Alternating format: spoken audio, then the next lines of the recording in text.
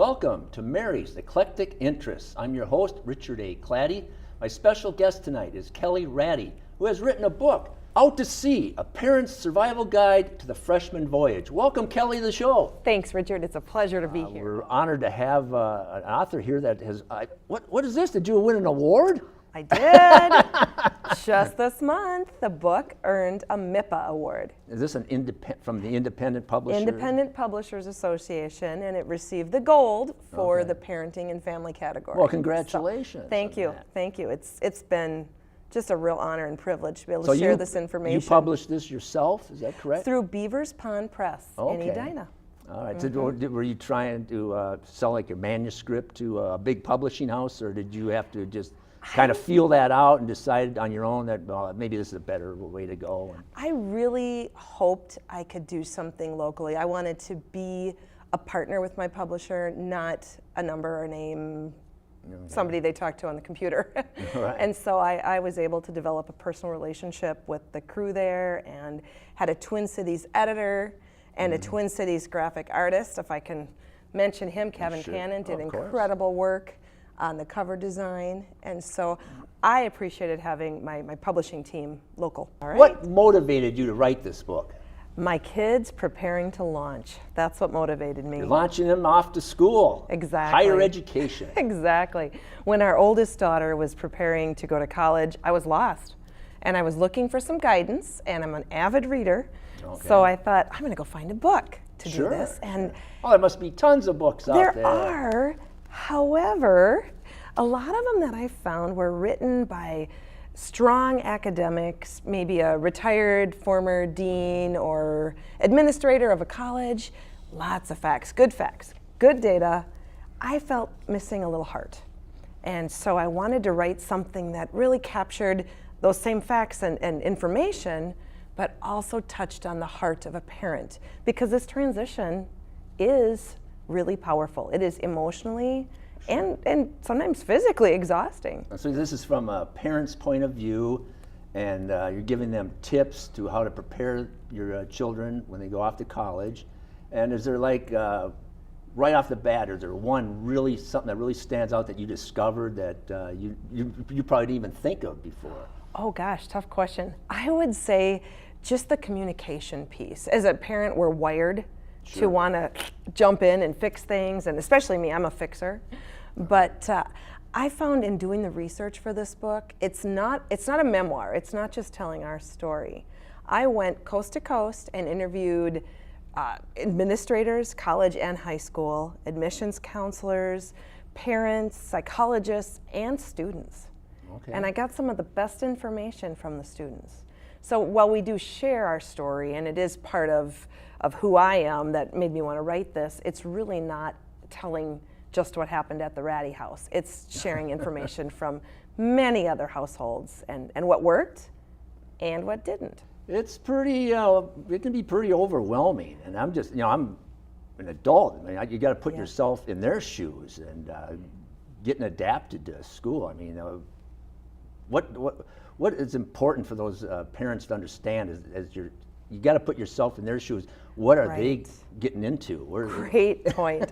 So in the book, I do cover the areas of kind of preparing to launch, what you're doing to get ready, whether they're talking about communication, money matters, academic expectations. There's also a chapter on what to pack. Again, though, the book is for the parents, not the students. It's to help us as parents guide and empower our students as they go. And get them off to a good start. Exactly. Well, and you touched on how it's very different, and what maybe makes the parents more emotional is not going to be the same thing that makes the students emotional. Right.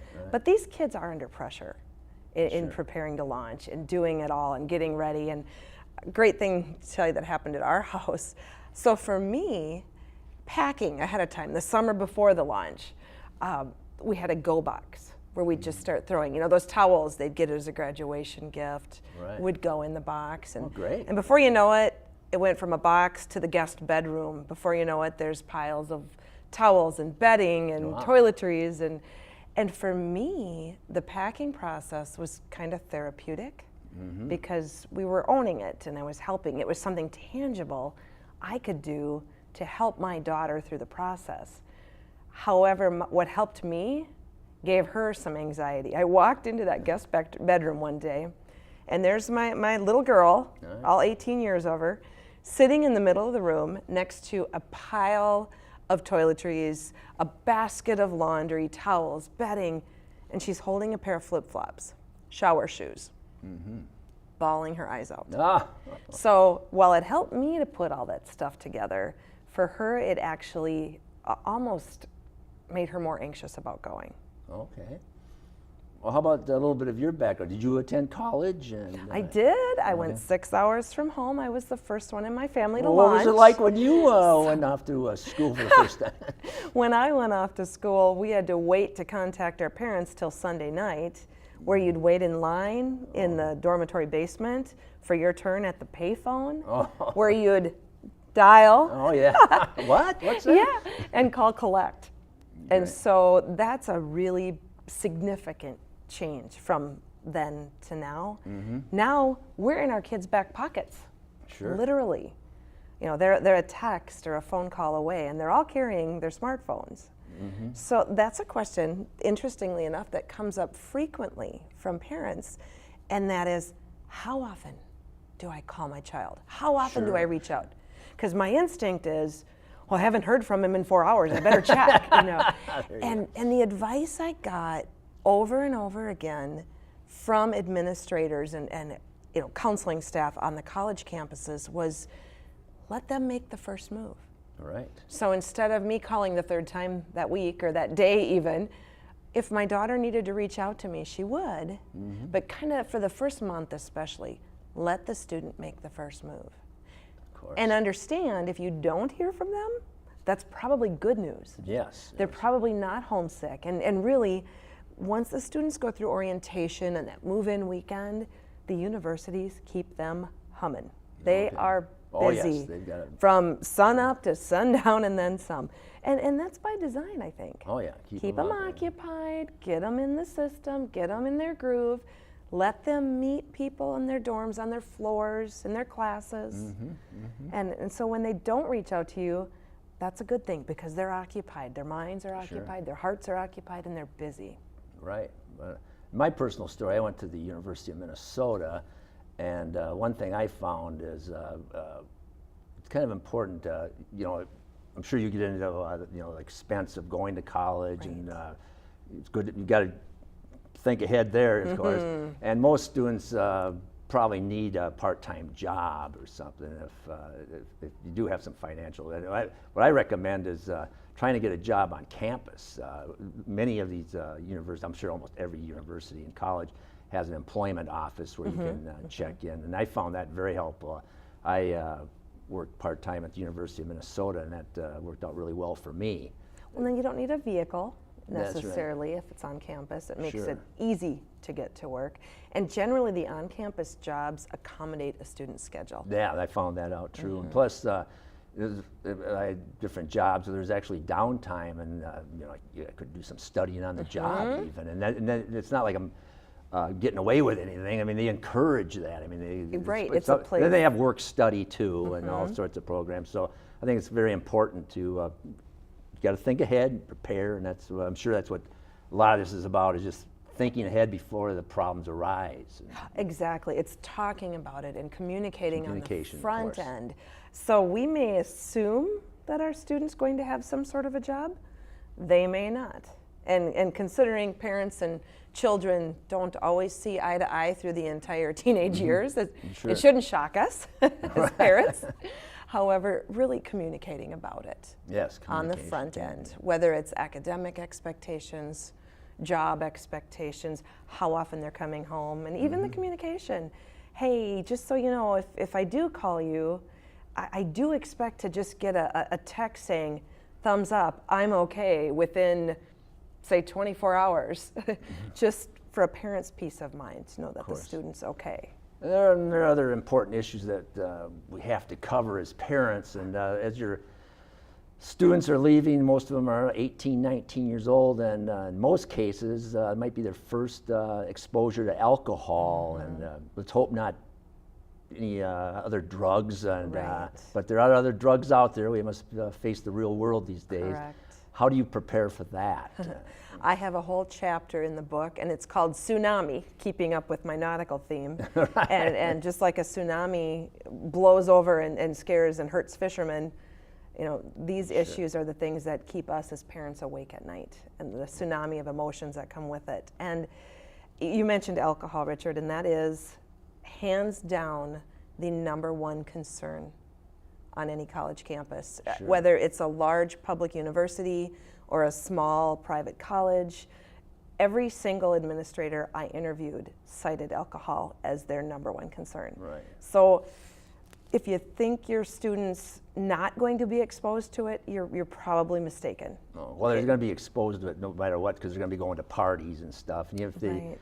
don't drink at all, they're going to meet people from the opposite sex that might have abused alcohol, and that can also lead to other issues. Just say no means no, but let's face it, we do have a problem in our society of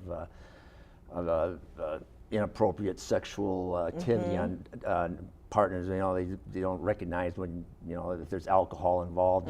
When a young lady says no, it means no. But as you know, there's many lawsuits involved now, and it's a very important issue to face. We do dig into that in the book, and talking about consent and what consent means in terms of sexuality. It's very important. And that falls under, actually I call that section SEX, because it's a topic most parents get a little uncomfortable talking about. But again, it comes back to communication. Yes, well, you have to face these issues, and I do. Most parents, you know, you face the old birds and the bees issues, so this shouldn't be any big shock to you. And but you know, every topic we're touching on here comes back to the ultimate goal. And as a parent, the ultimate goal, whether they're 5 or 25 or probably 55, is healthy, happy adults who can function in the real world. And every child, young adult, matures at different rates, and it's very important for the parent to pick up on where they're at in their development, I'm sure. Well, and what works for one may not work for the other. Of course. I know my family, what works for us may not have worked in your family, or like we had discussed earlier, between children. Right. You know, what works for my oldest daughter may not be the most effective, you know, plan of communication for my younger daughter. So it's being adaptable and recognizing different needs, different perspectives. But it all starts with a strong foundation, a loving home, and that's, you know, 90% of getting off to a good start. Absolutely. I always say it's our job to be their anchors, but to give them sails. Sure. Be that soft place to land. Be the one they want to call if there's a concern or a problem or a joy. If they want to call and share something exciting. Our oldest daughter has actually stayed in her college town for the summer and called me this week to tell me about her internship that she got for the summer. And so we've kind of come full circle. She's not calling me just about the scary stuff, but she's calling me about the joys too. And so as a parent, that certainly warms your heart. And it's good to, you know, steer. There's always after school activities. It could be from chess club to if they're involved in sports, or if you're not on scholarship, which is, you know, a fine line there. Who, you know, maybe only 10, if that 10% maybe be on some kind of scholarship, athletic scholarship. But I'm sure you encourage to participate in the school. I mean, we hope you attend some sporting events, whatever your interests lie. But if you're not into sports, you know, there's, I'm sure, like dance. There's countless. The university my daughter attends, there's something like 250, 270 outside groups that you can choose to participate in. Right. And if there's not a group for you, as long as I think it's 2 or 3 people, you can start a group, university sanctioned group. So if you want to be involved, there's an opportunity to be involved as a student. And most experts that I talk to on campuses encourage that. That's all part of creating your family, meeting your people, making your footprint, and finding your place on a university. And being active curbs homesickness and keeps them probably a little bit more out of trouble, because it gives them another focus and some accountability. So it's all good. And furthermore, parents can be involved. Now, I didn't say over-involved. Want to make sure I clarify. But as a parent, I'm actually, and my husband and I, we serve on a parent team at this university. And so we go down and speak at orientation, participate, help out a little bit, homecoming time, parent weekend. So we're a little bit involved, but we're not in her way or in her face either. So as parents, some of the resources out there, it's really important to look for those. And in the age of technology, there are websites and for parents, you know, on the school website, there'll be the parent portal where they'll have all kinds of information on how to be involved. Or Facebook pages, Class of 2021 for parents. In fact, our younger daughter is going to be going to school in Duluth. Oh, great. So I'm a Bulldog mom. I was up there a lot. That's where my daughter graduated That's from. right. Yeah, it's a great campus. But it's a great place to get information on this little Facebook page, Parents of Class of 2021. Oh, wow, excellent. So it's a nice way to connect and feel like you're involved, but not be in your student's way.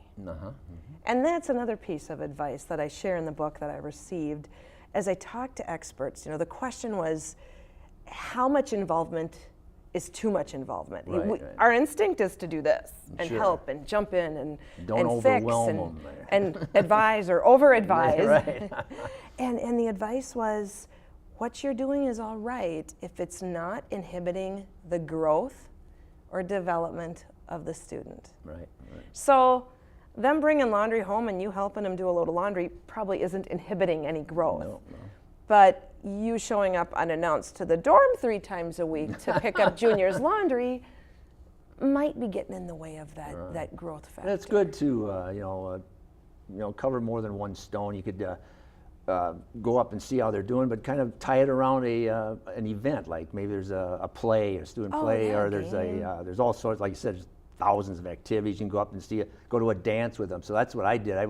My daughter was in dance up there, so of course we went up to see her dance, and then you could kind of see what's going on, you know, and we'd meet her boyfriend or meet her friends. It's a great way to meet the people that she's hanging out with. And so you're not just dropping in out of the blue. You can schedule these things, and they can kind of see that you just want to be involved. Exactly. The students really do appreciate you caring and asking questions and being involved. None of them were real keen on just having you show up as a parent for obvious reasons. Yes. But that was some of the great information. I was the lady in mom jeans at the student unions and the coffee shops on campus as I was researching for Out to Sea. And I would sit down with a group of students, and it took them a little while to warm up to me. And I explained what my project was and why I was researching, and assured them I wouldn't use their full names. And asked questions like, okay, what did your parents do right in helping you launch? What do you wish they'd have done differently? What could they have done better? And good moving forward, what would you like them to know? And I'm telling you, Richard, it was like drinking from a fire hose. I just kept getting information overload. Getting blasted left and right. It was fantastic, though. Great. There was a lot of information out there. Oh, these students were articulate. They're smart. Once they understood what I was doing, they weren't afraid to share their information. I left feeling like we're in good hands. Once again, you're from this area, but to write this book, you traveled all over the United States and met with different I really did. institutions. You went to what, different colleges? Different colleges. In fact, I spoke with, there's a chapter in there on safety and campus safety issues. And I talked with the safety team at Princeton about that. Midwest colleges, East Coast colleges, West Coast colleges, Southern colleges. So it's not a Midwest book. It may have the Midwest flavor because I am a Midwest girl, but it really is designed to be a resource for parents across the nation. For universities of all sizes. Kelly, another important issue is money matters, of course. So do you have a chapter on money? I do. It's actually called Money Matters. There you go. Excellent. You know, these students are off to school. They're on their own. It's their freshman year. And I don't think you can turn left or right and not get handed a credit card application. Yeah, they got all these freebies. Oh. You get a sweatshirt, the school's name on it, and plus sign up for a free credit card. A free bank T-shirt, a free cooler, you name it. Sure. I call this the free T-shirt generation. Wow. Because everywhere they turn, there's a free T-shirt. No, actually, a great story about that and the thought process that these young people have. There's a girl named Jordan. She came home, and her parents noticed she was getting a lot of love letters from MasterCard and her friends at Visa. Oh, sure. And started asking a few questions. And what they found out is Jordan had taken out 6 credit cards Wow. her first year of college. Yikes. And in her mind, she was paying them because she made minimum payments every month on 6 credit cards. That's part of her education there. Yes. Unfortunately, And we don't want our young students getting $30,000 in debt right away on credit cards. I mean, that's not the way we want them to start college. No, and what she didn't understand was minimum payments aren't going to get the job done. No, you're not paying on that principal. It was a great eye-opener for her parents, though, and that's something I talk about in the book for all parents. If you haven't taught your student about credit cards, how they work, debt, basic budgeting, I mean, this student is not loans. just this is for everybody. Well, correct. So everybody buy a book, right? Yeah, right. I just think if we can't assume our students, our children know these things. Excellent If point. we as parents have not personally taught them. This isn't something they're probably going to learn in high school. Right. They may get snippets, but to teach them how to apply this to everyday life, to sit down and walk through just a basic budget. Right. And it's a great life skill. And if you don't do it now, you're just setting them up for bigger challenges. Big You know, problem. the other, speaking of money matters, the other phrase I hear quite a bit from students is, oh, I'll just add another year of school. You know, I dropped this class. I'm just going to add a 5th year, and it's fine. I'll pay for it when I graduate and get my real job. No, you're just adding a It's a added burden. wonderful dream to have that real job that starts you out with 60, 70 grand a year first year out of college, right? So I think that's another component. Back to communication. Right. Every single topic we've talked about really circles back to communicating with your student. And money especially, Right. because oftentimes when they do get in trouble, who do they look to bail them out? Right. Mom and we dad, all dear know- old dad, right? We all know that tuition is a major expense as it is. You don't need extra financial burden. And honestly, Chancellor William McRaven from the University of Texas system, and I don't want to mangle his words here, but he basically made a statement that said, hey, you know, adding a 5th year of school to your 4-year plan essentially, you know, jacks the cost by 25%. And he said, imagine the uproar if UT system would just up everybody's expenses by 25%. There'd be an outrage. He said, this is a preventable situation for these students by communicating, by working with their academic advisors and looking at the 4-year plan in terms of scheduling and classes and time management. And the book talks about the 4-year plan, both in terms of finances, academics, and communication. Right.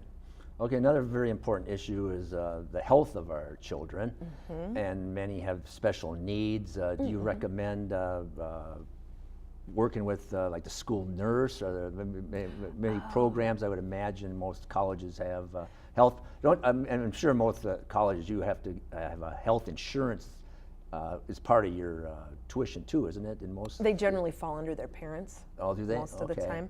In terms of health care, universities and colleges, everyone I've been to has an on-campus site. Okay. For, you know, campus clinic, if you will. And in addition, most schools have connections or on-campus sites to mental health care. Okay. Because that's one of those tsunami items. Sure. You know, there are a lot of there's kids. going to be a lot of stresses. We Oh, all know dealing with that. anxiety and stress and depression. And a lot of kids come into school with these things already in their systems, and it's just another layer of support that schools offer and help kids walk through this. And their specialty our students this age, this dynamic, this demographic, if you will. Right. And so they're very equipped to guide our students. The piece of advice I would remind parents, though, once they're 18, that responsibility falls on the students. Yes. When they're in elementary school and junior high, as parents, we're making their doctor appointments. Yeah, right. We're ordering their prescriptions. We're doing it for them. So great advice for parents of high schoolers. Start pulling back a little bit and encouraging them to consider when they're going to schedule this appointment, to manage their medication. It's a little bit of a change of power, right. if you will, but the goal is to empower them to handle it. You can't just plop them on a college campus, walk away and expect they'll know how to handle their money, how to handle their medical, their health, right. everything, if you haven't equipped them and prepared them. Got to get that communication flowing. Absolutely. Well, how about one final subject? Of course, we all can't afford a car, and transportation's kind of important. Bicycles are in use, very popular now. I know I rode a bike to school for a while, and do you have any good tips on transportation? We have a whole chapter A whole called chapter, Campus you say? Navigation. Excellent, Yes, sir. excellent. You know, and it really, it comes back to personal and family and campus dynamics. It depends on the situation. They can certainly survive without a vehicle on campus. Right. And I'm not pro or against it. Right. I think it's a communication piece again. It comes back to family finances, for one thing. Some universities make the decision for you. Oh, sure. And simply don't allow first-year students to have a vehicle on campus. Right. But it's important to look at all your options, whether it's a pair of Nikes, because let's be honest, you can walk to most places on campus.